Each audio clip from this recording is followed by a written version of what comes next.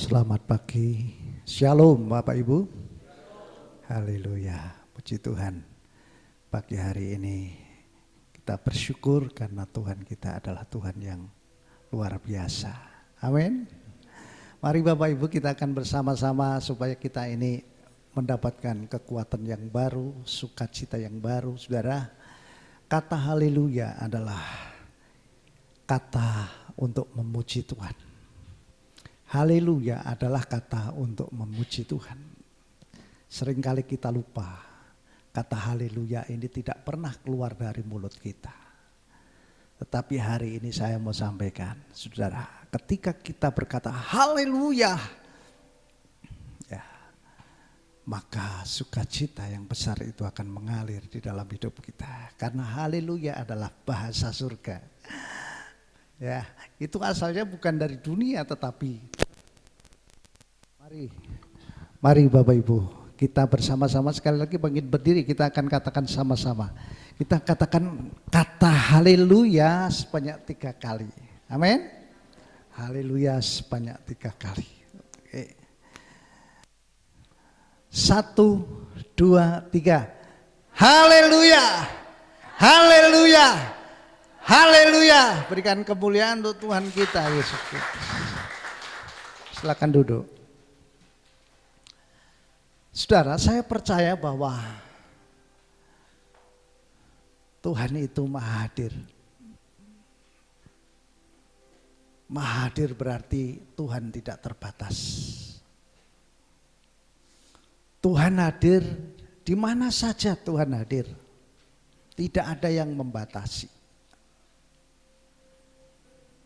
Saya percaya ketika saudara dipenuhi dengan pujian, dengan kata-kata pujian, maka kehadiran Tuhan itu sangat-sangat memberkati kita.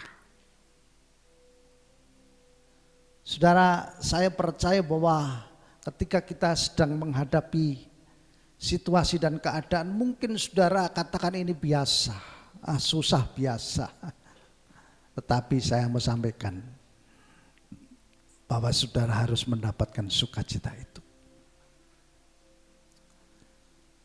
Pagi hari ini saya ingin sampaikan satu kebenaran firman Tuhan supaya Bapak Ibu mengerti kenapa saya menjadi orang Kristen, kenapa saya harus mengikut Yesus, kenapa saya harus ke gereja. Saudara, kita harus menjadi jemaat, bukan hanya sekedar jemaat, tetapi menjadi jemaat yang tertanam.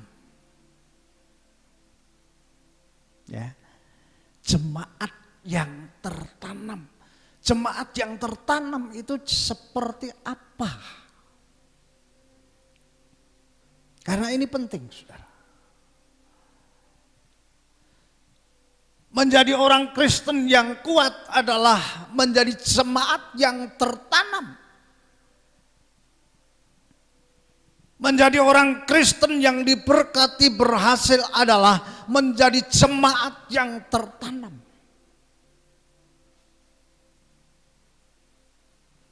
Kita melihat bahwa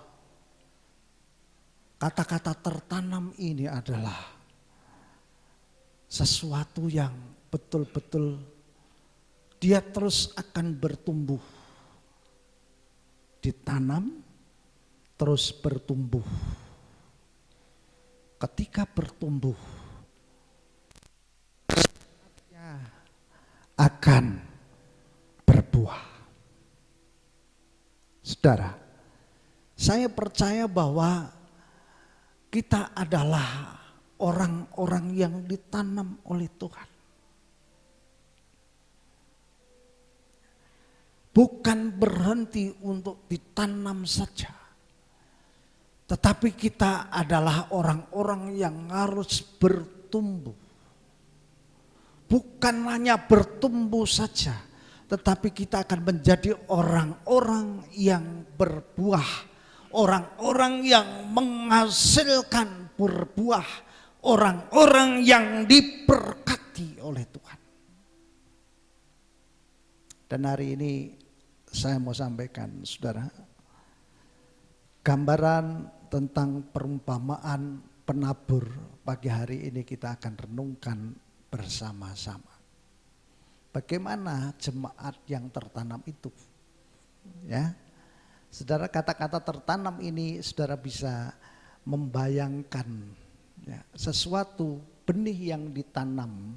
Kalau benih itu pengen bertumbuh dan menghasilkan, harus diapakan? Ya, harus diapakan. Tentu saudara, untuk menjadi berhasil tanaman itu, untuk menjadi berbuah tanaman itu, pasti saudara mengerti apa yang dilakukan.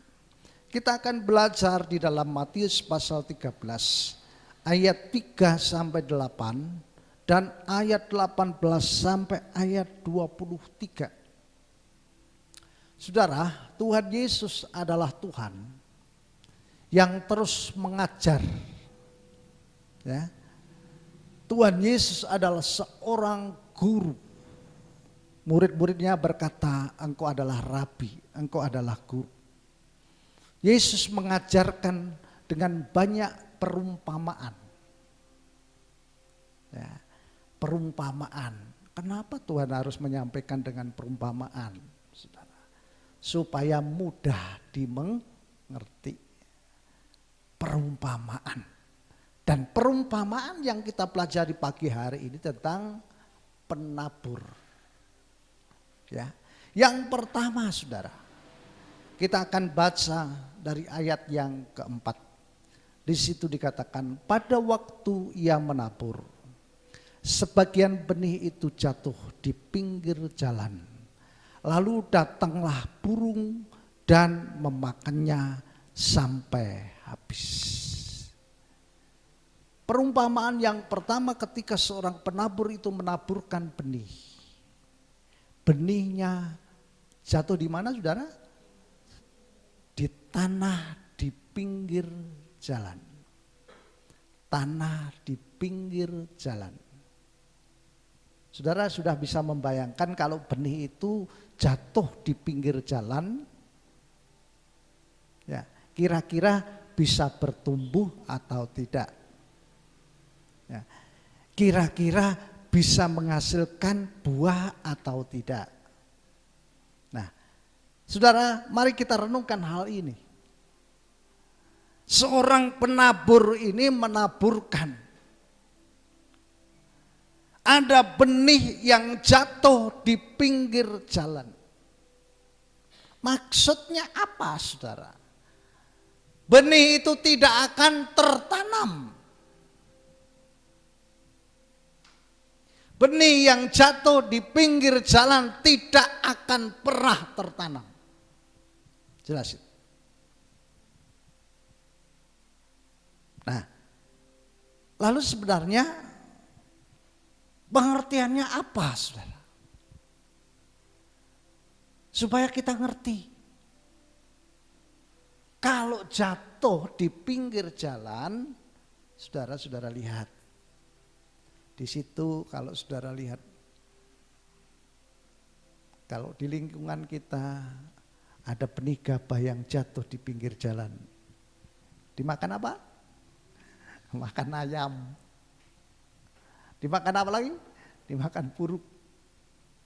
Tidak akan pernah untuk tumbuh. Saudara, apa artinya benih yang jatuh di pinggir jalan itu? Ayat 19 di situ dijelaskan. Kepada setiap orang yang mendengar firman tentang kerajaan surga, tetapi tidak mengertinya, datanglah si jahat dan merampas yang ditaburkan dalam hati orang itu. Itulah benih yang ditaburkan di pinggir jalan. Artinya Tuhan memberikan pengertian kepada setiap pendengar, benih yang jatuh di pinggir jalan adalah benih yang dirampas oleh si jahat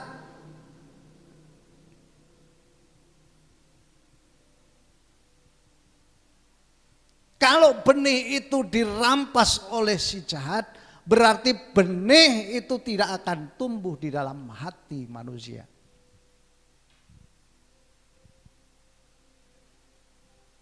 Kalau ditanya firmannya tadi apa? Benih itu firman. Ditanya firmannya apa tadi? Yang kamu dengar apa tadi? Dia akan menjawab, aku tidak mengerti. Jadi benih yang jatuh di pinggir jalan itu, ketika seseorang mendengar firman, maka dia berkata, aku tidak mengerti. Ini fase yang pertama, saudara. Kira-kira Bapak Ibu, kalau mendengar firman Tuhan, ini pertanyaan saya. Bapak Ibu mengerti enggak? Halo? Bapak Ibu mengerti enggak?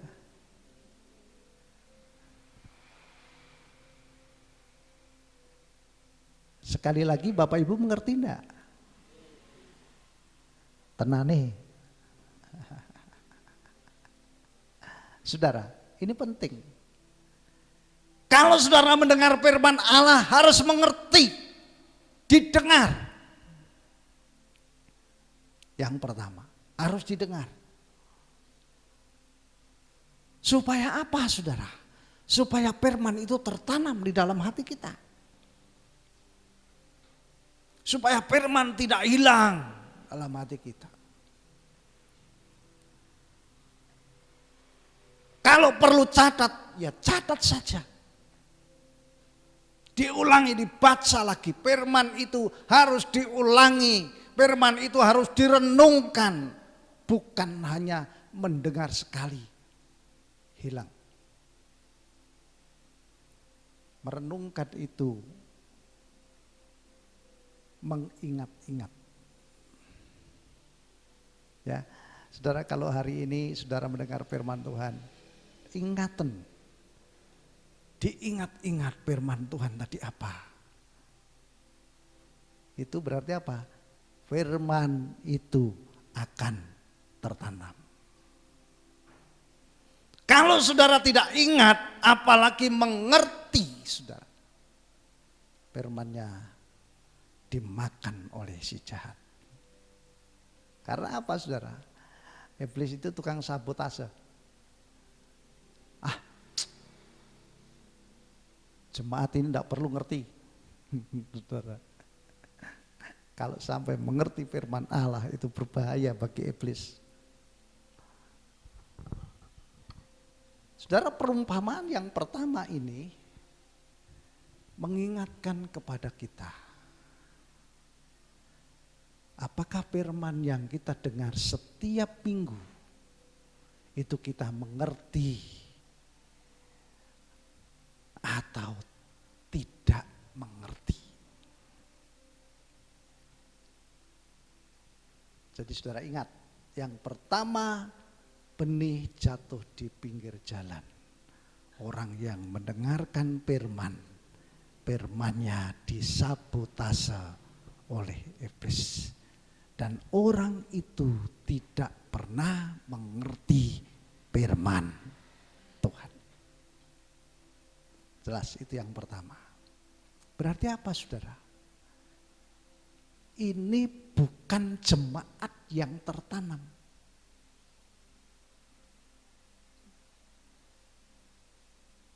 Ini jemaat yang tidak akan bertumbuh. Ini jemaat yang tidak akan pernah menghasilkan buah. Karena benihnya hilang. Benihnya mati. Oke, itu yang pertama, saudara ya. Lalu yang kedua, kita baca bersama-sama yang kedua. Ayat 5 dan ayat yang ke-6. 1, 2, 3. Sebagian jatuh di tanah yang berbatu-batu, yang tidak banyak tanahnya, lalu benih itu pun segera tumbuh karena tanahnya tipis.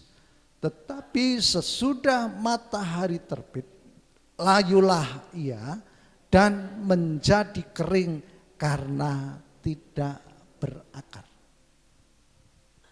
Perumpamaan yang kedua, si penabur ini menaburkan sebagian benihnya jatuh di tanah yang berbatu-batu. Sekilas ya saya sampaikan tadi, mungkin sudah berkata kalau tanah di pinggir jalan itu memang tidak baik. Betul Bapak Ibu ya? Tanah yang berbatu-batu itu kalau ditanami tidak baik. Nah, Saudara, benih yang jatuh di batu-batu yang tanahnya cuma sedikit.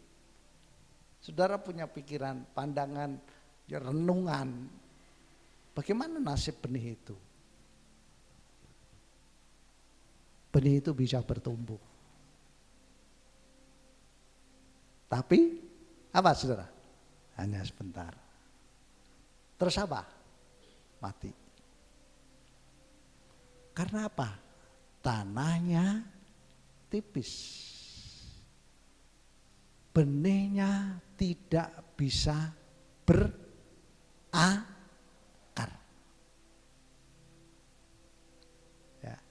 Benihnya tidak bisa berakar, akhirnya mati. Sudah bisa bertumbuh, tapi tidak bisa berakar, akhirnya mati.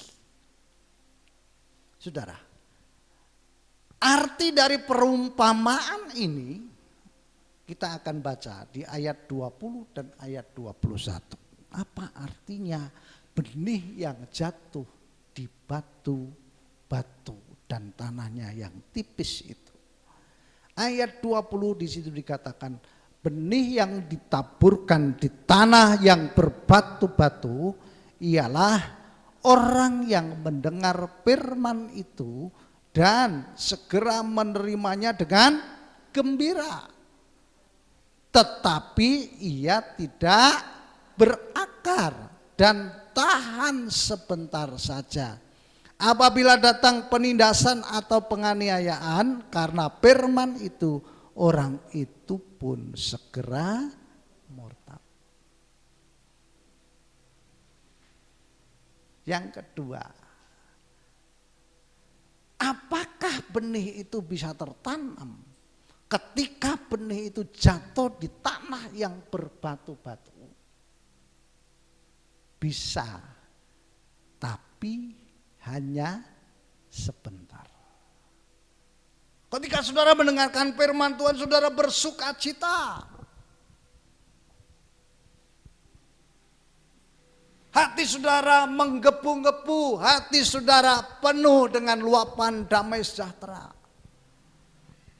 Saudara bangkit ketika mendengar firman Allah. Tetapi saudara, ketika saudara dihadapkan dengan persoalan masalah, langsung apa? Langsung down. Sukacitanya hilang, damai sejahteranya hilang, kekuatannya hilang. Saudara langsung ngedrop. Renungkan saudara. Apakah saudara pernah mengalami hal seperti ini? Ada masalah, persoalan, ada fitnah, ya. Tahu-tahu saudara down. Firman yang saudara pernah terima akhirnya sudah tidak bisa kita rasakan lagi. Sukacitanya hilang, kegembiraannya hilang. Saudara down, tidak berdaya. Saudara berkata, aku tidak berdaya, aku lemah, aku lemas. Saudara, kalau itu terjadi di dalam hidup kita, mari saudara renungkan, apa betul itu pernah terjadi dengan kita? kita pernah mengalami hal seperti itu. Betul Bapak Ibu? Betul enggak? Kok abot men? Betul enggak? Saudara, pernah mengalami seperti itu? Pernah banyak atau pernah sedikit? Karena hidup kita setiap hari itu diperhadapkan dengan banyak hal. Banyak persoalan, banyak penderitaan, banyak perkara-perkara yang kita alami yang membuat kita betul-betul menjadi down. Tetapi ketika saudara menjadi anak-anak Tuhan yang tertanam, saudara akan berkata, Tuhan terima kasih. Tuhan terima kasih, Engkau luar biasa, Engkau dahsyat, Engkau ajaib.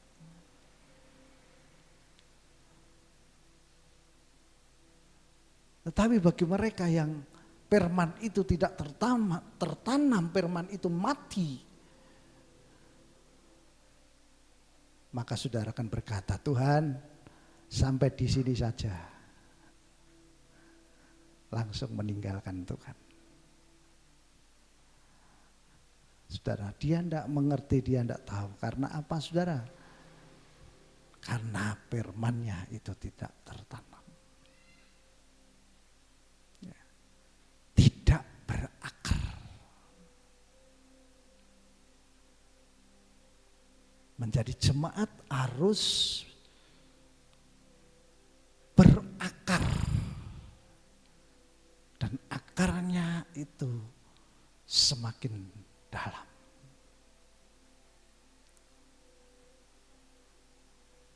Lalu saudara, bagian yang ketiga, ayo ayat yang ke-7, kita baca bersama-sama. 1, 2, 3.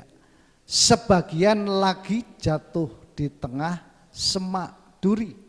Lalu makin besarlah semak itu dan menghimpitnya sampai mati.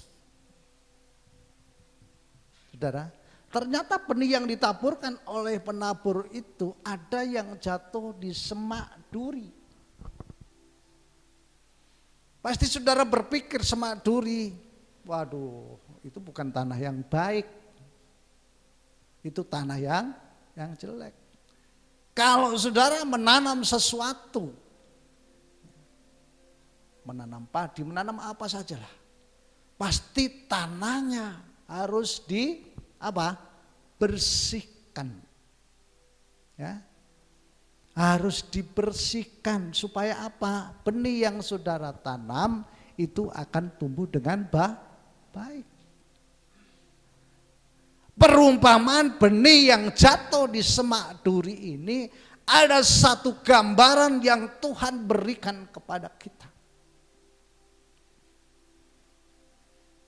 Kalau tanah itu ada di dalam hidup kita tapi tanahnya semak duri,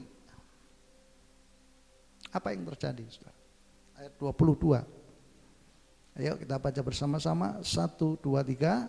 Yang ditaburkan di tengah semak duri ialah orang yang mendengar firman itu, lalu kekhawatiran dunia ini dan tipu daya kekayaan menghimpit firman itu sehingga tidak berbuah. Ya, benihnya tumbuh. Tetapi terhimpit. Yang menghimpit siapa tadi? Semak duri. Semak duri berbicara tentang apa? Kekhawatiran. Berbicara tentang apa? Kekayaan.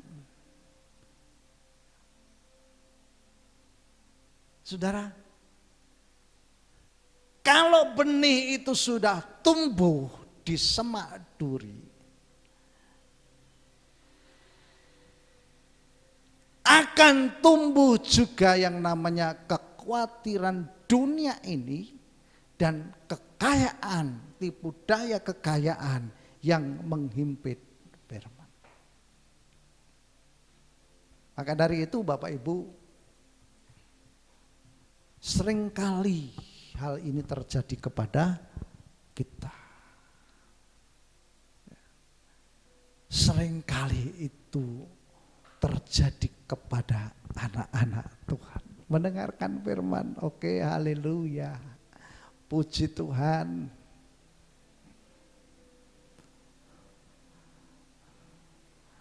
Tetapi ketika diperadabkan dengan banyak hal,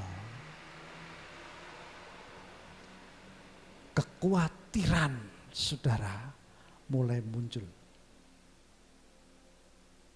Ketakutan saudara mulai muncul.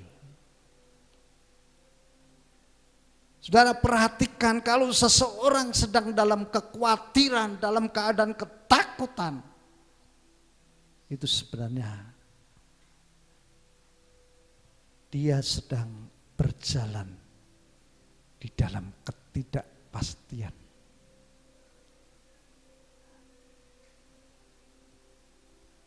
Wah, anakku ki wis SMA.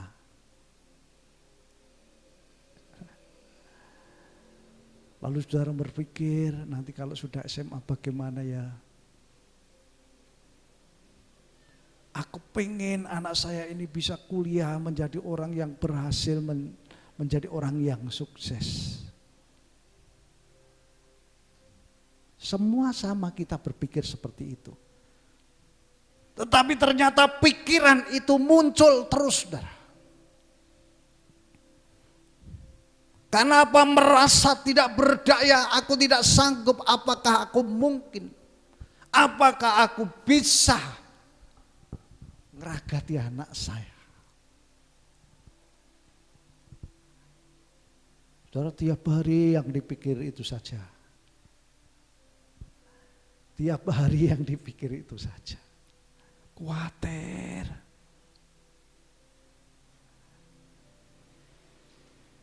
Ketika saudara khawatir, saudara sudah tidak ingat lagi firman Tuhan. Apa kata Matius pasal 6 ayat yang ke-33? Masih hafal Bapak Ibu? Matius 6 ayat 33? Hafal?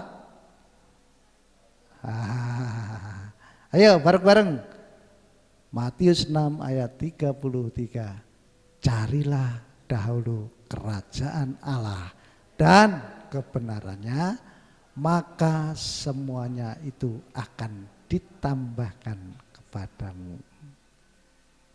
Kalau saudara ayat firman Tuhan ini hafal, pasti saudara akan aman. Saudara akan berkata, aku percaya Tuhan. Lalu saudara ingat lagi Ibrani 11 ayat yang pertama. Apa kata firman Tuhan itu, saudara? Ibrani 11 ayat yang pertama. Ayo, 1, 2, 3. Iman adalah dasar.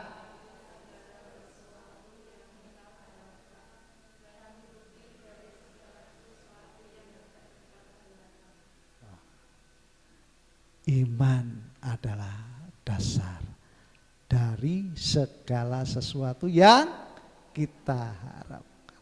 Berarti apa saudara? Ketika saudara percaya, saudara punya harapan. Maka kekhawatiran itu akan hilang. Karena iman saudara, karena percaya saudara, karena firman itu tertanam di dalam hidup saudara. Tetapi kalau firman itu terhimpit terus, firman tidak pernah muncul di dalam hidup saudara, maka saudara tidak akan mengalami yang namanya keberhasilan.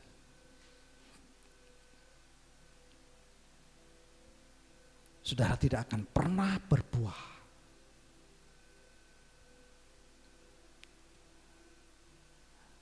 Dan hari ini saudara, Tuhan memberikan perumpamaan.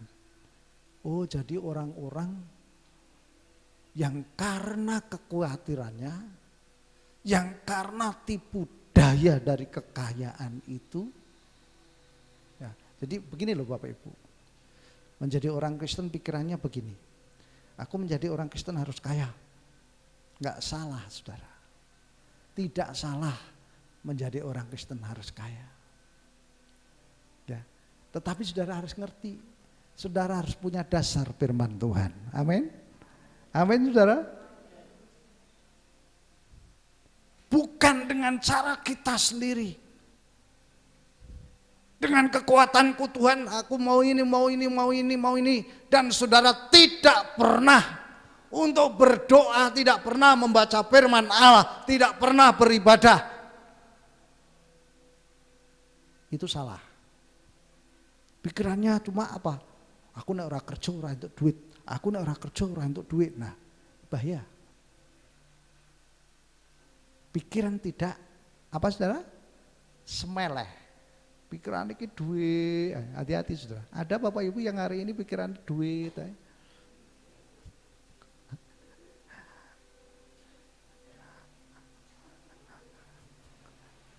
Pikiran duit. Saya enggak pernah mikir duit saudara. Terus terang saya enggak pernah. Bener. Sampai sekarang enggak pernah pikir duit. Punya duit ya biasa, enggak punya duit ya biasa.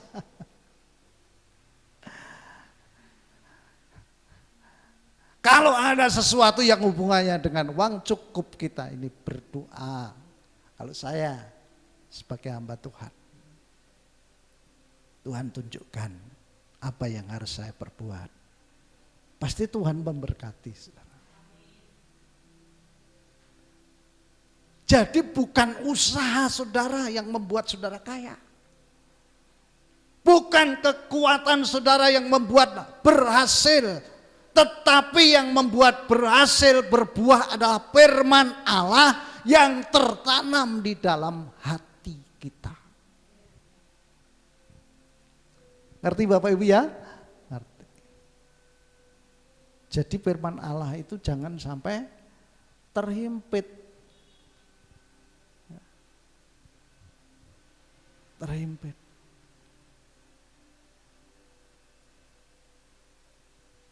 Itu yang ketiga. Lalu yang keempat. Yang keempat. Oke, kita baca bersama-sama ayat yang ke-8. 1, 2, 3. Dan sebagian jatuh di tanah yang baik lalu berbuah. Ada yang 100 kali lipat, ada yang 60 kali lipat, ada yang 30 kali lipat. Saudara, sang penabur tadi menaburkan dan benihnya jatuh di tanah yang baik. Nah, Bapak Ibu ngerti ciri-ciri tanah yang baik itu seperti apa, saudara? Cirinya apa? Tanah yang baik, tanahnya subur. Kenapa bisa subur? Karena ada air. Ada apa lagi? Ada pupuk. Pupuk itu ada bermacam-macam saudara. Ya, ada pupuk namanya, kalau bahasa gampangnya itu kompos. Ya, ada kompos dari apa, kotoran hewan. Ya. Ada juga kotoran dari daun-daun. Namanya apa itu? Bu Guru IPA. Humus. Humus. Jadi daun-daun yang sudah membusuk itu jadi pupuk, saudara. Nanti tanahnya akan subur. Tanah itu ada pupuk, tanah itu ada air. Saudara mulai renungkan. Ternyata benih yang jatuh di tanah yang baik ini, tahu-tahu dia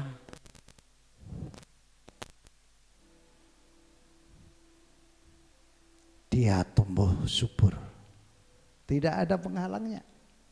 Dia terus bertumbuh. Dia terus bertumbuh. Dia terus bertumbuh. Sampai apa saudara? Sampai besar. Kalau sudah besar, maka tanaman itu akan apa? Akan apa? Akan apa? Akan berbuah. Kalau saudara nanam mangga, pasti saudara pengen berhasil mangga itu berbuah banyak.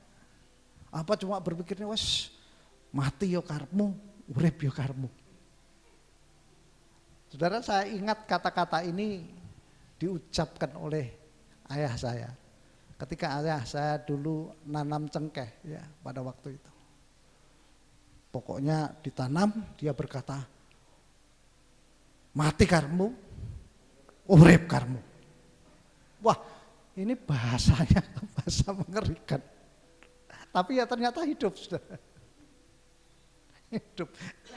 Karena tanahnya baik. Tapi tidak seperti itu, saudara. Kalau tanahnya hidup, saudara mau tanam apa saja, pasti akan hidup.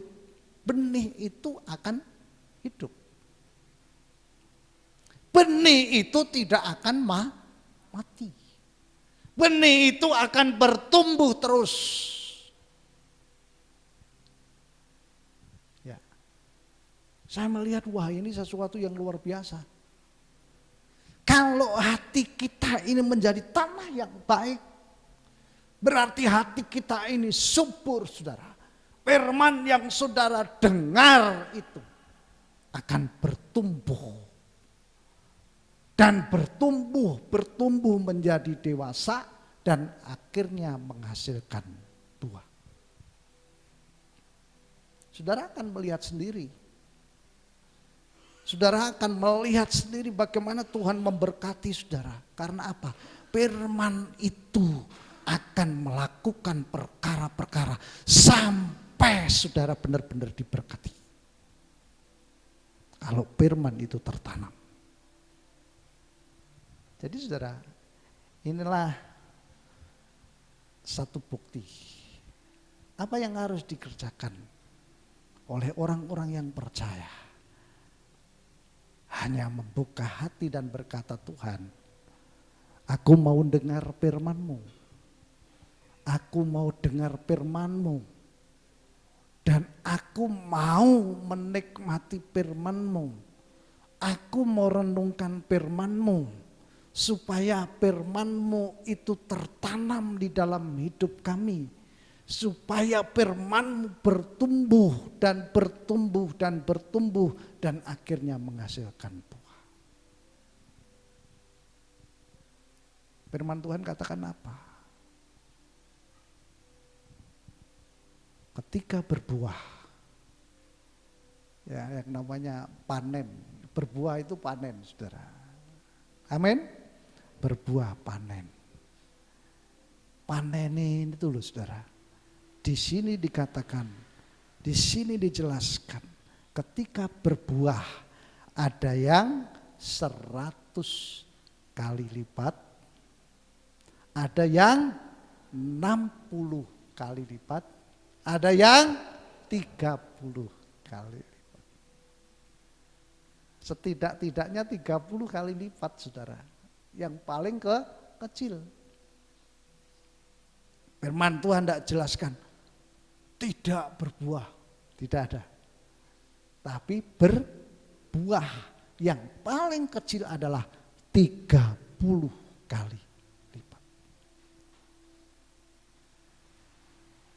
Saya percaya bahwa firman Tuhan itu hidup. Ketika saudara merenungkan firman Allah dan firman Allah itu bertumbuh, maka firman Allah itu akan membawa hidup saudara dalam keberhasilan, diberkati oleh Tuhan.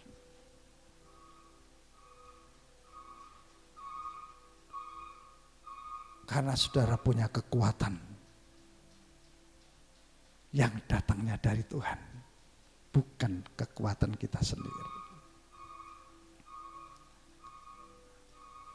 Coba saudara lihat di ayat 23, ya bawahnya di situ.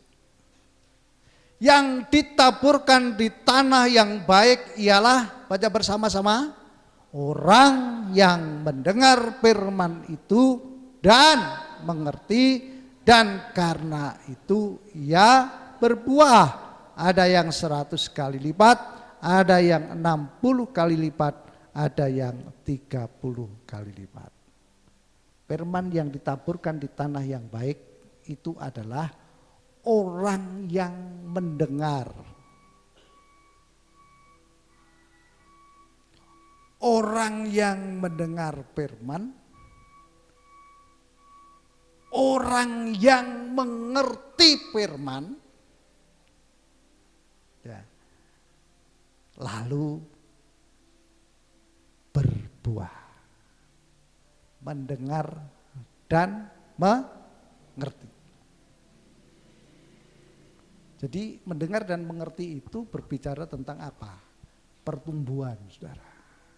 Nah tadi saya katakan firman Allah hari Minggu yang lalu apa? Saudara harus mengerti. Apa yang saudara dengar hari Minggu yang lalu, saudara harus mengerti. Amin Bapak Ibu. Amin.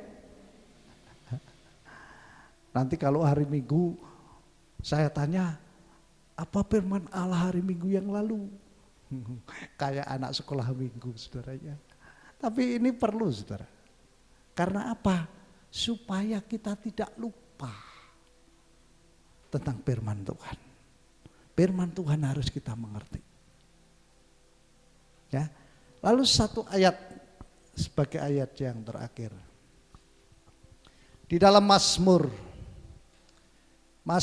pasal 1 ayat 2 dan ayat yang ketiga. Ayo kita baca bersama-sama. 1, 2, 3. Tetapi yang kesukaannya ialah Taurat Tuhan, dan yang merenungkan Taurat itu siang dan malam, ia seperti pohon yang ditanam di tepi aliran air, yang menghasilkan buahnya pada musimnya, dan yang tidak layu daunnya. Apa saja yang diperbuatnya. Ayo. Yang terakhir saudara, kata dari apa? 1, 2, 3. Apa saja yang diperbuatnya berhasil. Amin. Amin saudara. Jadi saudara, renungkan hal ini. Inilah prinsip dari jemaat yang tertanam. Suka firman Tuhan. Seneng aku nek ngrungokne firman Tuhan, aku seneng. Yang kedua, yang selalu merenungkan firman Tuhan, direnung supaya mengerti. Saudara, mari kita belajar seperti hewan yang namanya lembu, sapi. Saudara, kalau saudara lihat sapi kalau makan, ya, ketika dia makan damen, itu kok makannya terus, saya tidak mandek-mandek, saudara. Benar tidak Bapak Ibu? Pokoknya masuk semua. Pokoknya masuk, damennya masuk supaya kenyang. Tapi saudara tidak pernah pikir, loh ini kapan, ngunyahnya ini loh kapan. Ternyata saudara, apa yang sudah masuk,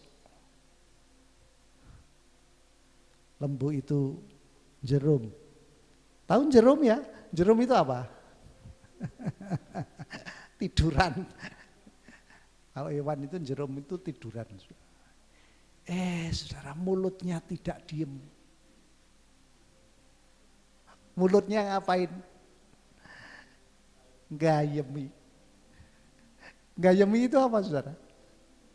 Mengeluarkan makanan dari perutnya itu dikunyah kembali. Seperti ini saudara. Jadi ketika saudara mendengar firman Tuhan masuk di dalam hati. Lalu saudara renungkan, diingat kembali, renungkan. Itu seperti gayemi itu, dinikmati. Kita belajar seperti lembu, seperti sapi. Renungkan saudara, saya percaya bahwa kebenaran firman Tuhan itu iya dan amin. Ya, yang membuat saudara berhasil itu karena Tuhan, bukan karena kekuatan kita. Saudara berkata, Roh Kudus tolong saya. Roh Kudus tolong saya, beri kekuatan saya supaya saya bisa menjadikan benih itu betul-betul berbuah. Tolong Tuhan, jamah hati saya, lembutkan hati saya. Jadikan tanah yang subur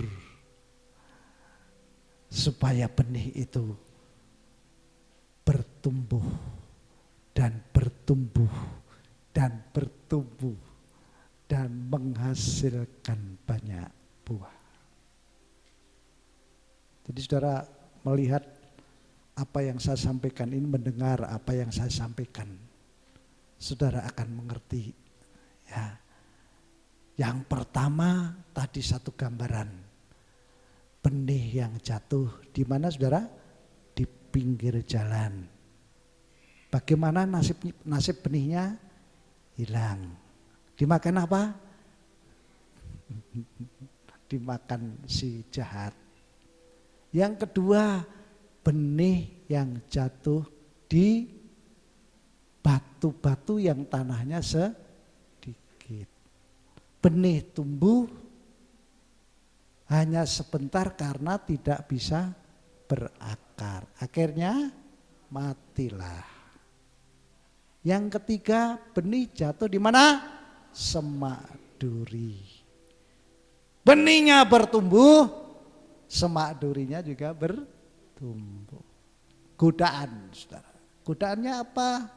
Godaannya tipu daya kekayaan dunia ini dan kekhawatiran. Ya. Akhirnya tidak berbuah.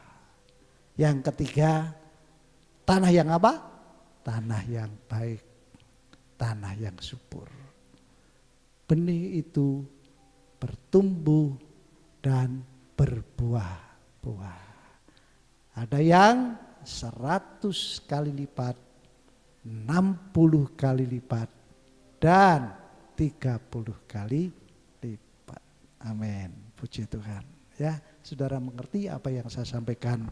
Saya percaya bahwa firman Tuhan akan memberkati kita. Puji Tuhan.